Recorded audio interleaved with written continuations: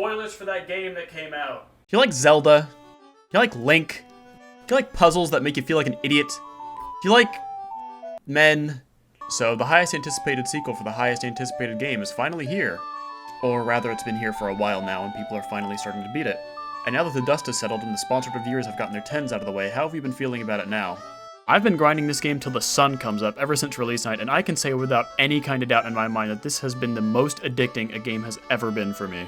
Like, they really hooked us in twice in a row, dropping us into a grassy field, familiar scenery peppered with mysterious changes, droves of collectibles as far as the eye can see, spirit orbs and Korok seeds to collect. Again. Yes, I would be remiss if I did not address the most common complaint leveled against this game. How similar is it to Breath of the Wild? And I gotta say, for as much as I've seen, there are a lot of other things that you could hold against this game. It kinda feels like the smooth-brained hater insert speech from someone who hasn't even played the game. For instance, for anyone who plays on more than just the Switch, the performance in this game can be more than grating. But I really like this game, and I'd much rather sing its praises before we go over any negatives. The new runes give the player so much freedom that I can only imagine how a large portion of the dev time in QA alone must have taken. I feel like Nintendo observed the rising trend in building games and applied it masterfully with this series. And I think the videos of inhumane Guantanamo Bay death traps is a clear indication. Instead of incessantly using Rivali's Gale to zigzag across the map like an idiot, you get to build lots of jets and planes. It's very satisfying in this game to see something shiny in the distance and build your own personal gravedigger to traverse the terrain. The level of verticality that this game has added really makes plotting your journeys to and from every major location a massive trek. Oddly enough, I wouldn't say there aren't nearly as many sky islands as the promotional material would have led you to believe, especially considering how much underground there is. Like, the underground is a terrifying portal to hell, and honestly, I wouldn't be surprised if there was some kids too scared to go down or adults that got too frustrated and dodged it entirely in their playthroughs. It's so oppressive and hard-hitting and far more of a challenge than I would have expected from a modern Nintendo game.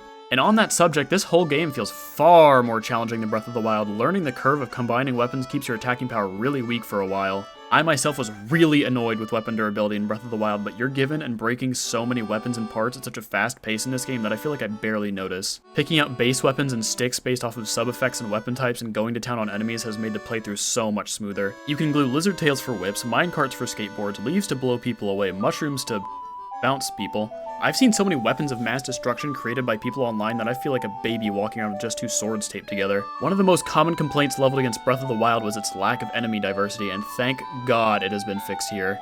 One of my largest issues with the previous game was walking around the large grassy fields seeing monster camps filled with only 2 or 3 kinds of enemies with little to no reward in sight. I always thought there was no point in breaking 3 or 4 weapons over the heads of 4 different lizards just to get one chest of something half decent, which has been pretty much done away with even larger side quests and more armor sets to explore with weird-ass, despicable me-ass contraptions to flay your enemies with, and fucking Gleeok. So they brought back Gleeok? The one thing that this game does not improve over Breath of the Wild is the performance. It's not significantly worse by any means, it's essentially the same in this regard, and your frames are pretty consistent on the sky and the underground. The primary difference being that there are a plethora of new points of interest on the overworld, constantly using up your Switch's juice wherever you go. I know a lot of people share the sentiment that the fact that this game even runs at all with all of the physics simulations constantly happening is a wonder in itself, but with Nintendo's next console on the horizon, I think now more than ever is the time to grill them about their flagship game's performances. We've had quite a few games these past few years that have run bad or have relied on super low-resolution assets to run consistently. I know this doesn't bother some people, but if you play games on anything other than a Switch, it's impossible not to notice. I cannot count the amount of times that I've had to fight somewhere upwards of 3 enemies, and I've gotten hit first or died because my sword swing has come out half a second too late due to the picture stuttering.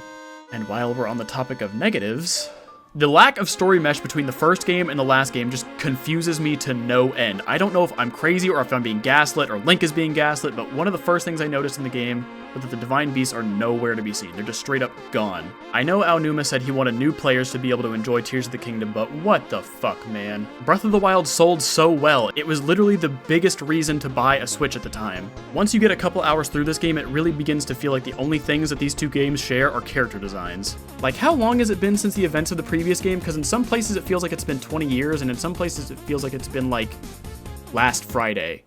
I don't need every single aspect of the sequel to rely on elements of its predecessor, but the fact that we don't at least see them like rotting away or in some kind of giant animal junkyard zoo feels a bit unsatisfying. And I feel like there are a bajillion more elements from Breath of the Wild that haven't even been properly done away with. So many of the characters don't reference the events of the first game at all, and so many NPCs treat the new shrines like they're the craziest thing they've ever seen, as if they didn't just watch my silly white ass run to and fro across Hyrule Field however many years ago. And the execution of the story, oh my god, can we talk about the story? I cannot believe that this game repeated my least favorite aspect from the first game. Memories are some of the worst storytelling elements I have ever seen. Not only do we have a large portion of the story told us in flashbacks again, but unless you've played the game before, whichever memory you run up on in the game is just a crapshoot. In my experience with the game, I got lucky and I got quite a few of the earlier memories first. Now, I was annoyed, but I was having a good time of it. Smash cut to the next crop circle I found. I just so happened to crack open memory 15, I think, and boom, major character death. I am sorry, but I do not understand how more people do not decry this aspect of both of these games. Like, Aonuma wanted new people to be able to play this game too, so I guess he wanted them to be able to experience the mistakes of the first game as well. But whatever. Maybe I'm just old and cynical, I guess. Like, if I'm crazy and I missed out a lot of these story explanations in some forgotten diary tucked away in some town, feel free to yell at me down below, but I just thought after all these years there'd be a lot more story cohesion.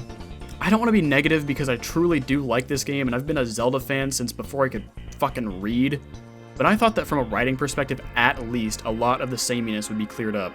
Yet again, we have Link traveling from place to place, being told the same information from every major character. Oh, Link, it's you! It's been so long since I've seen you! Whoa, I just saw Princess Zelda over there doing something really weird! Let's go travel to the dungeon and find out what! I think I remember like one new detail from Sidon specifically about how she attacked the Zora King. And oh my god, the dungeons. Oh my god. They're fine. They're fine. They're pretty much the same as the ones from Breath of the Wild. Same stone contraption aesthetic, same find the 5 touchies ideology. I really don't want to be a cynic and place some annoying amount of glory on the old games because I know people hate that, but at least those games had different cool themes to look at. I'd like to emphasize the story is the one big problem I have with this game. I love learning how to break the physics, I love learning how to make the most efficient transportation, I love seeing where the NPC has ended up after all this time. Like, everything else that's presented is really nice. I think whether or not you feel the map is too samey from the predecessor is purely up to you. I know that this game was born out of Aonuma's desire to make a lot more DLCs for Breath of the Wild, and some places I can see it and some places I can't. I think that's a really weird way to come up with a new game, but this one has clearly come out really nice. Like, it's pretty clear that in every single conceivable way, this game is an improvement over the last one, to the point where I don't even know if there's any real reason to play Breath of the Wild anymore. I think from bottom to top, this game exemplifies a really good direction for the games industry going forward. Super satisfying, non-realistic graphical style, fun experimental gameplay that permeates the entire game, mind-bending puzzles that inform said experiments going forward, a cool 3-headed dragon guy, and a whole extra year of dev time just to accommodate those things. There's a lot more about this game I could go on about, but I'd rather keep this short for now. The exploration's still fun, old enemies have new attack patterns to ensure they're still challenging, boss fights are pretty good. Aside from the big man himself, I'd probably say Goma was my favorite. It's always nice to see her come back, and Yunobo was really fun to use. The Ganondorf fight at the very end was probably one of the best boss fights I've lived through in a Nintendo game. I expected it to be about the same as the Ganon fight from the first game, but this one is damn near unfair. Depending on how much story you complete, there's like 20 phases to this guy. There's a Hyrule Warriors fight, there's a Phantom Ganon fight, there's like a fucking Punch-Out phase. And then fighting the big guy himself, he switches weapons up on you and he hits you for permanent damage, and if he hits you first in the fight, he calls you a little bitch. The whole fight reminds me of like a Virgil or like a Jetstream Sam one-on-one sword fight, but if it was in like the kiddie pool. I'm just some loser and I think number scores are super reductive, but I know that's all some people will come here for, so I don't know. 8 out of 10. The story really bugged me, but I think it's a must-play for Switch owners. I think this will be the last big game on this console.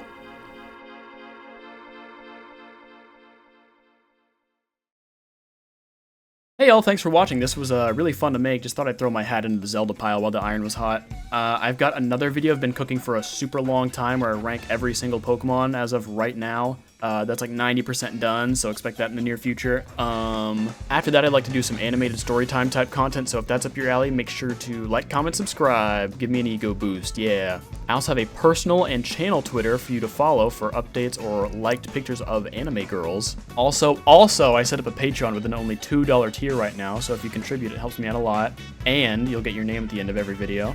If this goes forward smoothly, I'd like to add a personal Discord tier and or a profile picture drawing tier, but who knows? We'll see how it goes. Anyways, have a nice day. Thank you for watching.